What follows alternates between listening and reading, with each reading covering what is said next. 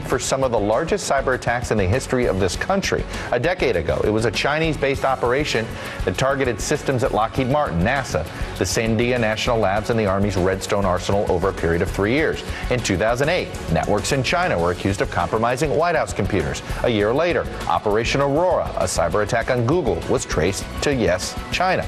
According to the cybersecurity firm Mandiant, highly sophisticated Chinese hackers have infiltrated more than 115 U.S. targets since 2006, from aerospace companies, financial institutions, making off with huge amounts of data in the process.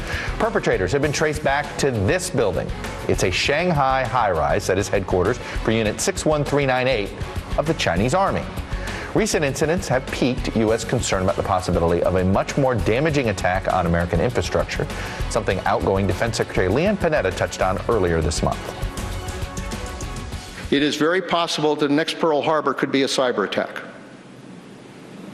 That you could, in fact, cripple our, as I said, our power grid system, our government systems, our financial systems with a cyber attack, and it would have one hell of an impact on the United States of America. That is something we have to worry about and protect against. Spokesman for the NSC says, quote, "We have repeatedly raised our concerns at the highest levels about cyber theft with senior Chinese officials, including the military, and we will continue to do so." China is denying the accusations, but the U.S. government has clearly gotten tired of the status quo. Recently, the president signed a directive creating new standards to protect critical computer systems, and on Wednesday, Attorney General Eric Holder announced a plan to combat cyber theft, another threat with potentially widespread impact.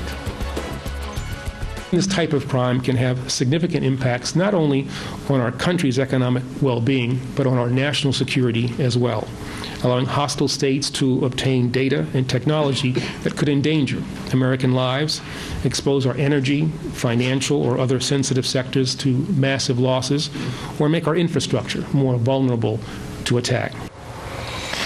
James Fallows literally has written the book on modern China, the rise of it, China Airborne, and he is a national correspondent for The Atlantic. No better person to bring in on this front. Mr. Fallows. Thank you, Chuck. Nice to see you.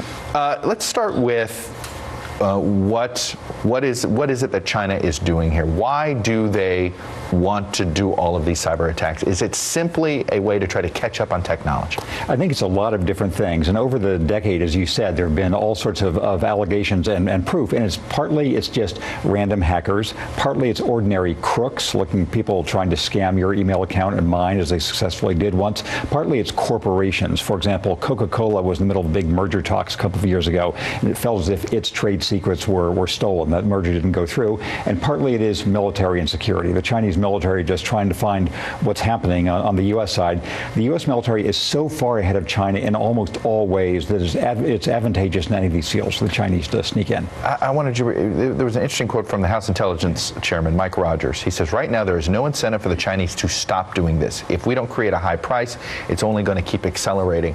And the response to the Mandiant report was a whole bunch of corporations going, well, yeah, we hate this, but we want to still do business in China, so they're not loudly complaining. I think there's a long-term dilemma in the U.S. putting pressure on China in those 41 years you're showing since Nixon. It's always been the case, right? It's like, don't mess with China. Don't mess with a billion people. And public scolding almost never gets anything done with them because their face-saving first reaction is, just to stonewall even more. And so the U.S. has found usually it lays down a marker on something public, and then over the next year or two, it uses that to advance the private negotiation. So I think that would be the strategic play here for the U.S. We know what is going on here, and we have different proof from before. We see this building, we have all this evidence. That'll be the next talks. Are you pretty convinced it is there's some government coordination here? But yes. Do you believe it's how high up? It is the People's Liberation Army and the Chinese political system are not as connected as you might think. It's a much sort of more on its own operation than the U.S. military or a Western military, and so it's hard to say. Some of it must be centrally directed. Some of it, who knows if it's some local colonel, some locally ambitious intel person. So it's all the explanations above apply.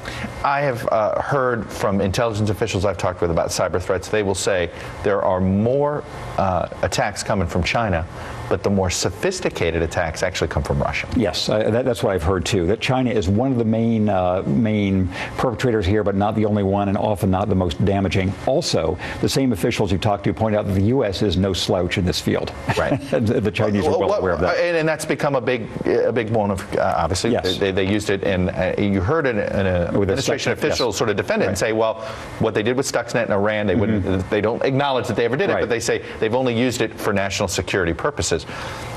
Couldn't the Chinese come out and say all they're doing is doing this for national security? Sure, purposes? and I think that from their perspective, they feel as if they are behind in this front too, and the U.S. doesn't want to say that. I think one other point is worth mentioning. You had Secretary Panetta saying this could be the cyber Pearl Harbor.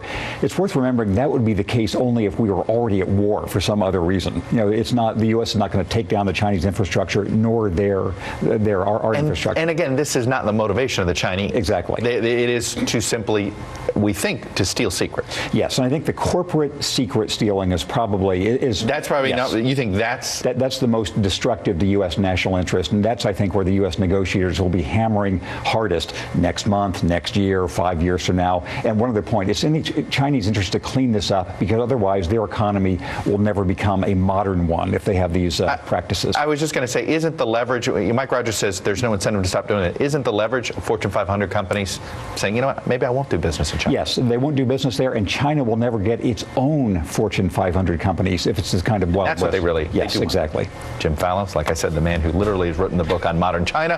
Thank you very much for coming in. My pleasure. All right.